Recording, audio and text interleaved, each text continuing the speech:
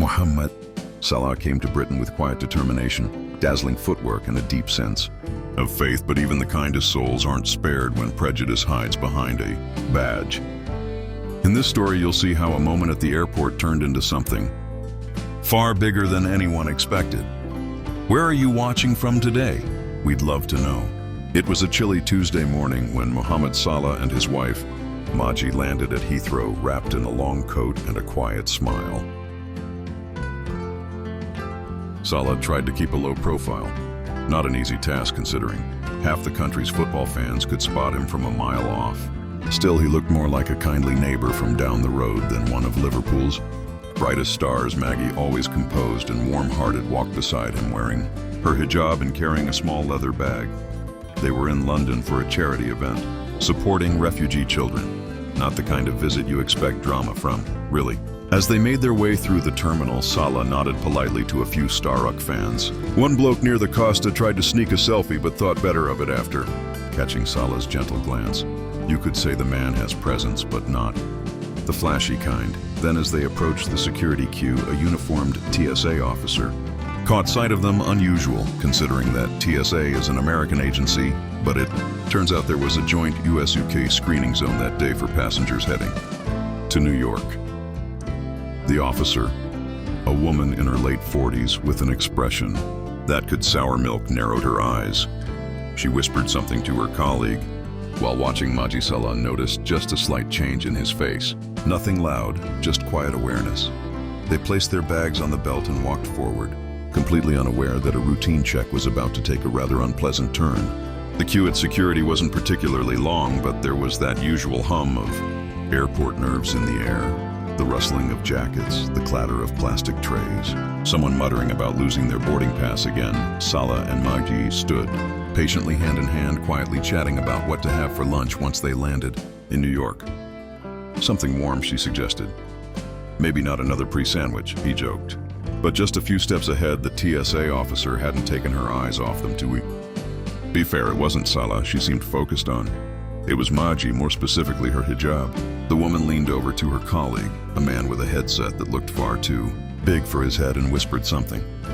He glanced over, nodded faintly, and returned to fiddling with his clipboard like it contained state secrets. Salah felt it. That unmistakable shift in atmosphere, the way a room changes when you're no longer just being seen but being watched.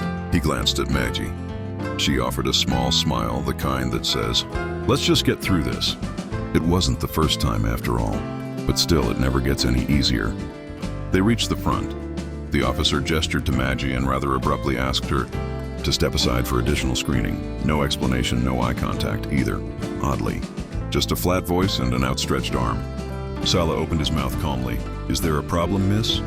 "No problem, just standard procedure," she replied in a tone that usually accompanies someone telling you the lift's out of order.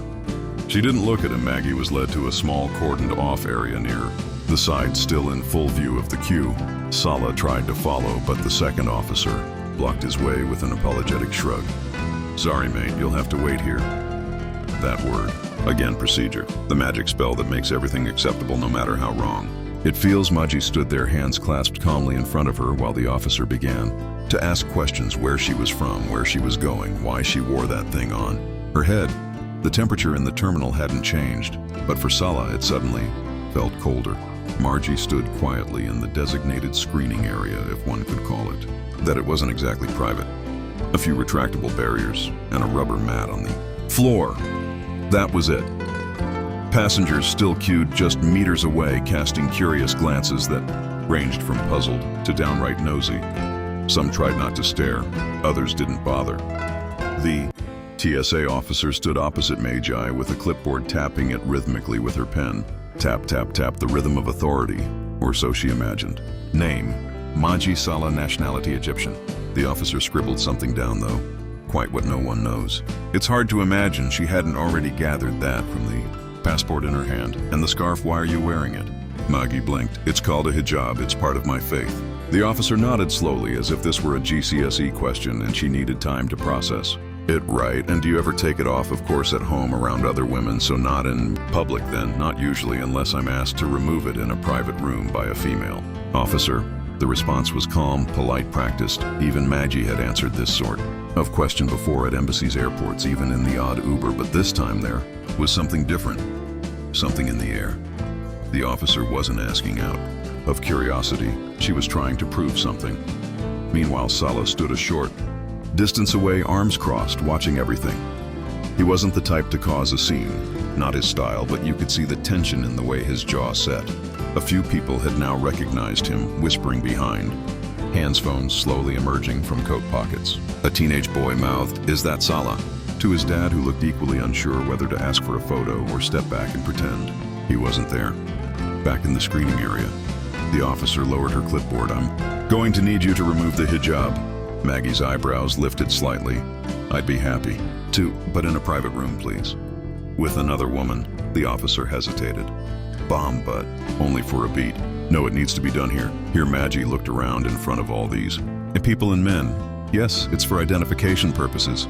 Magi folded her arms gently, but firmly. "I'm sorry, but I can't do that here. It goes against my religious beliefs." The officer's tone sharpened. "Well, then you'll be delaying a lot of passengers today." The passive-aggressive charm of bureaucracy, Salah took a step forward. "With respect, she's offered a reasonable solution," he said. "There's no reason. This can't be done privately." The officer turned to him. "Sir, please stay where you are." "Look," he said, still calm, still composed. "This doesn't need to be a thing. You can see she's cooperating. Just show a little respect." "Yeah." The use of Y landed with quiet precision. British, gentle, but unmistakably firm. But the officer shook her head. If she refuses to comply, she may not be permitted to board the flight. By now, the situation had drawn a small crowd, not loudly. This was still Britain after all, but the kind of crowd that pretends to mind their own business while shamelessly listening in. A few people had started recording. Not openly, just phones casually held at chest height, pretending to text. Magi looked over at Salah. Her eyes spoke what her mouth wouldn't. "This is humiliating," and he knew it. She turned back to the officer. "I will remove it," she said softly, "but not here, please." "No, it needs to be done now." And there it was, the moment, the choice no one should be forced to make. Magi closed her eyes for a second. Then slowly she reached up to undo the pin. Beneath her chin, Salah looked away. As the hijab came off, a hush fell over the surrounding. Passengers, not silence, just that strange kind of quiet that happens when people know they're watching something they probably shouldn't be but can't look away from. One woman near the barrier muttered, "This is disgraceful." The TSA officer, now oddly triumphant, leaned forward, gave Magi a quick glance, and then said, "All right, you're free to go." Just like that, Magi replaced the hijab with steady hands. Every movement deliberate, every breath measured. Salah stepped forward, took her hand, and they walked off together, heads high, but behind them the phones were still recording. And the story, whether the officer liked it or not, had already left the terminal. As they walked away from the screening area, Salah gently squeezed Maggie's hand, a small gesture but full of weight. Neither of them spoke at first. What was there to say? The kind of moment they just endured doesn't leave you with words. Just silence. Heavy, uncomfortable silence. They found a quieter corner near the boarding gate, close to a wameth and a coffee stand with overpriced croissants. Maggie sat down, fixing her scarf slowly, checking every pin, tucking each strand of hair back in place. It wasn't vanity, it was dignity, a quiet reclaiming of what had been taken. Salah stood next to her, arms folded, scanning the area. He wasn't looking for trouble, just watching, grounding himself. It was a habit from years of away matches, of hostile crowds and jeering stadiums. Except this time it wasn't football, it was real life, and the target wasn't him. It was his wife. Across the terminal, people were still talking. A woman in a Liverpool shirt whispered something to her husband, pointing discreetly. A man with a beard and a backpack mouthed that was out of order, to no one in particular. The air had shifted. One of the officers from earlier approached, not the clipboard one, but the bloke who looked nervous from the start. He stopped a few feet away, scratching the back of his neck like a schoolboy about to confess he'd broken the head tears mug. "Look, mate, I just wanted to say sorry about all that back there," he said awkwardly. Salah looked at him. "You saw? It wasn't right, didn't you?" The officer nodded. "Yeah, it wasn't handled properly." Magi looked up. "Handled," she repeated softly. "That's one word for it," the man gave. A sheepish shrug. I didn't know what to say at the time." "You could have said something," Salah replied, not unkindly, just honest. The officer sighed. "You're right, I should have." He walked off after that, Clearly uncomfortable, but at least human about it, which these days is something. Back at the gate, the woman who'd been filming the incident walked over an older lady in her 60s gray curls and a no-nonsense coat, the kind who probably called everyone love and had strong opinions about tea. "Excuse me," she said gently, holding out her phone. "I recorded what happened. I just wanted you to know it's not right what they did. If you want the footage, it's yours." Maggie blinked, surprised. "Thank you." The woman nodded. "You handled it with grace, love, more than I would have." She handed Maggie her number and walked away, muttering something about bloody disgrace under her breath. They boarded not long after that. No fanfare, no apology from the officer involved, just the routine of boarding passes, aisle seats, and someone arguing over hand luggage sizes. On the plane, Salah let Magi take the window seat. She looked out over the tarmac as the engines hummed to life. "You all right?" he asked. She nodded, just tired. Not physically, just she paused. You know, he did more than she knew. There was a moment of silence between them, broken only by the soft ding of the seatbelt sign. Then Maggie spoke, again with a hint of that dry humor she saved for awkward moments. "Well, at least she didn't call me a security threat, Progress." Salah chuckled under his breath. Small mercies. A couple of hours into the flight, Salah checked his phone. Still in airplane mode, but notifications were already piling up. Someone must have uploaded the video. One clip, a few seconds long, already had thousands of shares. The headline said it. All Mohamed Salah's wife forced to remove hijab at airport, public outrage grows. He showed it to Magi. "Are we surprised?" she asked, half smiling. "Not really." They leaned back into their seats across the aisle. A young girl peeked. Through the gap in the headrest, her mom whispered, "That's him," and tried to pull her back, but Salah just gave a little wave. The girl grinned and waved back. The flight continued quietly. Peacefully, Maggie dozed off finally. Salah pulled the blanket over her shoulder and rested his head back. It had started as a routine journey, nothing more than a flight for a good cause. But now the story had wings of its own. And while neither of them wanted attention, they both knew this might be bigger than just them. Back in Heathrow, someone at a cafe opened Twitter and saw the trending topic, "Respect Hijab." The world was watching now. By the time Salah and Maggie landed in New York, the video had gone fully viral. Not your average funny cat at the train station viral. No, this was the kind of story that spread across continents before they even reached passport control. Within hours, clips were airing on major news channels. The BBC led with it during the evening bulletin. Mohamed Salah's wife asked to remove hijab at Heathrow. Social media reacts with shock and support. ITV followed shortly after. Even Sky Sports mentioned it. A footballer's life, after all, never really separates from the pitch. But it wasn't just sports fans or political commentators. Everyday people, Muslims, Christians, atheists, pensioners, baristas were chiming in. People who'd never heard the word hijab before were suddenly Googling it. Some out of curiosity, others out of guilt.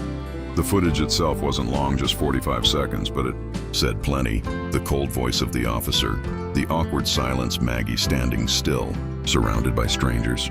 The moment she removed her hijab, with men nearby, phones filming. Dignity slipping away with every frame, and yet what stayed with people wasn't just the injustice. It was how calmly she stood, how Salah didn't shout or throw a tantrum, how they both simply carried themselves with quiet strength. That struck a chord. In London, a group of uni students organized a peaceful gathering outside the airport. Signs read, "Respect is not optional and faith is not a threat." Someone handed out cups of tea because of course they did.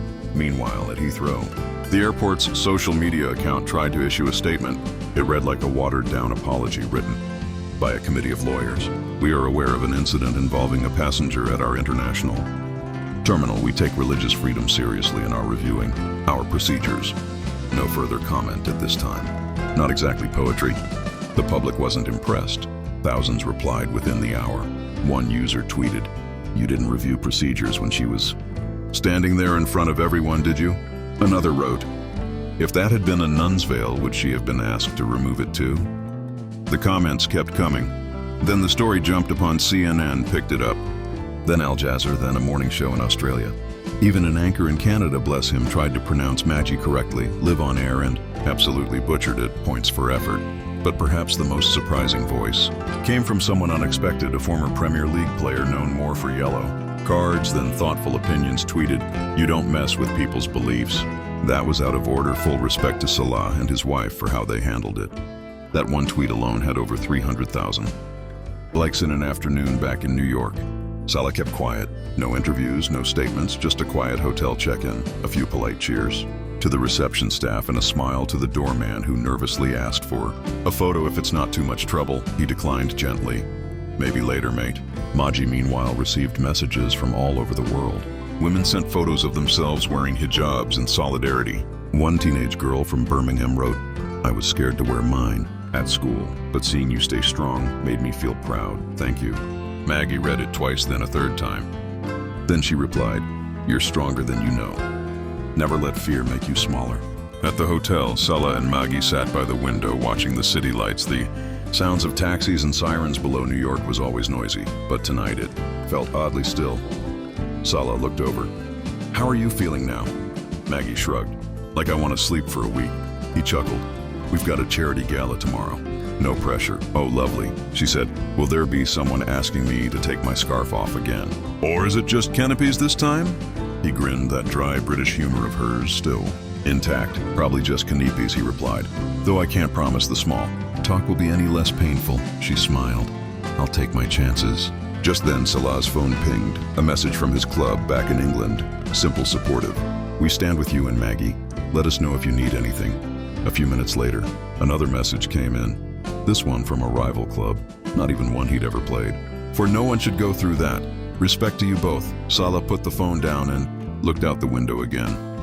It was strange how something so painful had suddenly connected people. Not just football fans or Muslims, but anyone who believed that kindness should still count for something. It was never about making a scene. They didn't want attention. But now that the world was watching, maybe, just maybe, it would listen too. The final post of the night came from a stranger. Someone Salah would never meet. It read, "You didn't shout, you didn't swear, you just stood with grace. That's what makes you a role model. Not the goals, but the way you carry yourself when no one's cheering." Salah read it in silence. Then he looked over at Magi. "Still want to go to that gala tomorrow?" She raised an eyebrow. "As long as I can wear what I like." He smiled. "That's the plan." And with that, they switched off the lights. The next morning in Manhattan began as most do, with too many taxis, too much noise, and far too few decent cups of tea. But up on the 18th floor of a modest hotel away from the bustle, Mohamed Salah and Magi were quietly preparing for the charity gala. No flashing cameras, no stylists, no media frenzy. Just Salah straightening his collar and Magi pinning her hijab with the kind of elegance you can't fake. She chose a deep emerald green this time, soft flowing and effortlessly dignified. "Matches your eyes," Salah said, adjusting his tie in the mirror. "You've said that before." "Still true though," they shared. A smile, the kind that comes from weathering storms together. Downstairs, a black car waited. The driver was a cheerful man from Hackney who couldn't stop grinning when he realized who he was transporting. "Blimey, mate, didn't expect to see you this morning," he said as Salah stepped in. "Morning," Salah replied warmly. "You right, though. Saw that thing on Twitter, disgrace that was." Salah nodded but didn't say much more. Magi smiled politely. The driver seemed to understand. "Anyway," he added, "wife says I've got to start eating like you." I told her, "Unless she wants me playing for Liverpool. Next week it's not going to happen." That earned a proper laugh from both of them.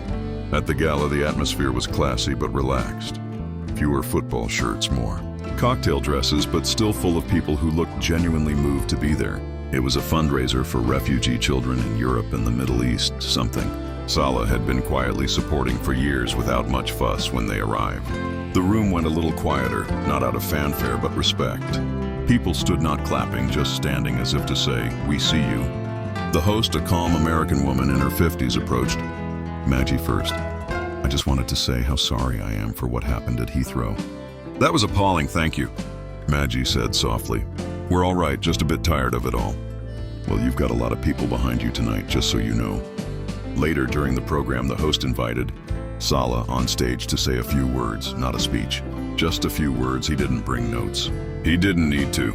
He stepped up to the mic, cleared his throat, and looked out at the audience. "Good evening," he began. I wasn't going to say anything about what happened. I didn't think it needed more attention, but after reading so many messages from strangers, from young people, from people who wear what they want and believe what They believe I felt maybe it's not about us anymore. Maybe it's about something bigger. He glanced at Maggie sitting in the front row. My wife was humiliated, not because she did anything wrong, just because of what she wears, what she believes. That shouldn't happen. Not in airports, not in schools, not on the street. Another pause. He wasn't rushing, but I want to be clear. We're not angry. We're not here to accuse or cancel anyone. We just want respect and maybe a bit of understanding. Because dignity is not something you take from someone, it's something you choose. To give a hush fell over the room, and for those of you who reached out, thank you. You reminded us that kindness still matters even when the world feels a bit noisy. He stepped back, no dramatic ending, no applause cue, just a few words delivered like he plays. Simple, clear, and straight from the here back at their table. A few guests came by to say thank you. One man, a Jewish rabbi from Brooklyn, said, "That was one of the finest things I've heard in years." A woman wearing a turban leaned over and said, "You said everything I've felt for decades." Even the serving staff seemed different that night, warmer, gentler. Maybe it was the mood, or maybe respect really does ripple outward when it's genuine. Later that evening, Salah and Maggie returned to the hotel exhausted but oddly peaceful. He took off his shoes and collapsed on the sofa. All right, that wasn't too painful. Magi joined him, handing over a hot cup of mint tea. Not bad for a lad from Nagri. She teased, "You were the real star." She smiled. "Well, I didn't cry this time." They both laughed, and it was the kind of laugh that comes when you've let go of tension. When you finally breathe again on the bedside table, Salah's phone buzzed. This time it wasn't a journalist or a club executive or a trending topic. It was a message from his old coach back home in Egypt. It read, "I saw what happened. You made us proud again, not with goals, with your heart." Salah turned the screen off and placed the phone face down. Some things don't need replies. Back in England, the headlines had begun to shift. What started as a wave of outrage was slowly giving way to something more. Thoughtful columns in The Guardian and The Times were now less airport, scandal, and more what this says about us, the sort of public soul-searching that tends to follow moments when a nation looks in the mirror and doesn't quite like what it sees. A quiet apology came from the Heathrow press office. No grand speech, no video statement, just a short release with phrases like "regret, investigation ongoing," and that classic British gem, "Lessons will be learned." Still, it was more than many had expected. At Salah's club, staff held a small meeting, not for PR, just to talk. One of the younger players spoke up. "Look, if this can happen to his wife, what about all the fans who go through that without cameras around that stuck with people?" Meanwhile, a charity based in Birmingham launched a campaign called "I Walk With Her," encouraging non-Muslim women to wear headscarves for a day in public, not as imitation but as a sign of solidarity. The response was, well, very British. Some people wore them and quietly posted a photo with a simple caption. Others wore them and then spent 10 minutes explaining it wasn't a political thing, just kindness, in case someone in Tesco gave them a look. Back in New York, Salah and Maggie had one more quiet day before flying home. They went for a walk in Central Park. It was early morning, the air crisp, and the leaves just beginning to fall. "Feels like London if London had more squirrels and fewer pigeons," Magi joked. They stopped at a bench. A young woman jogged past, then circled back and approached breathless. "Sorry, I just wanted to say thank you," she said, a bit flustered. "What you two went through? It meant something to a lot of us." Maggie smiled. "That's kind of you. Are you from around here?" "Originally from Manchester," the woman said, grinning. "Moved here last year. Still can't find a proper cuppa." "Well," Salah said, "don't trust the tea here. It's all hot water and false hope." They shared a laugh. Then she waved and jogged off. Later that night, just before packing, Maggie sat by the window scrolling through her messages. One stood out. It was from a teenage girl in Luton. "My mom always told me to be quiet when people stared at my hijab, but after seeing what you went through, I walked into school with my head up today. Thank you for showing me how." Magi didn't reply straight away. She just sat with it for a moment. Then, after a pause, she typed back, "You don't have to be loud to be strong. Just stay kind. That's more powerful than most people realize."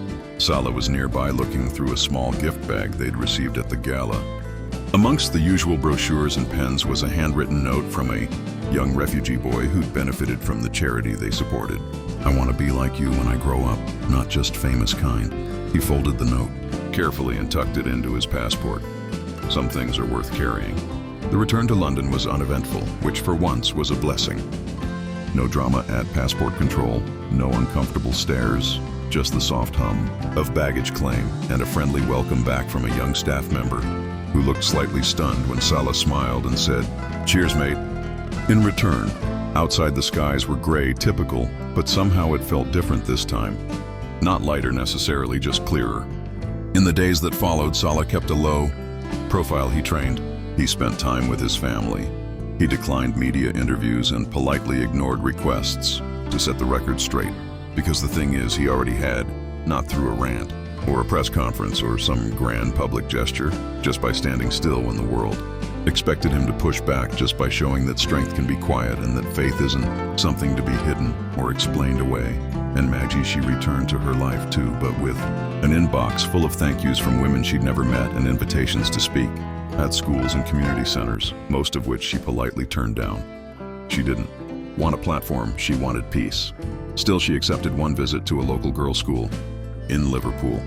No cameras, no stage, just a circle of teenagers asking honest questions, and a woman answering them with honesty in return. One girl raised her hand.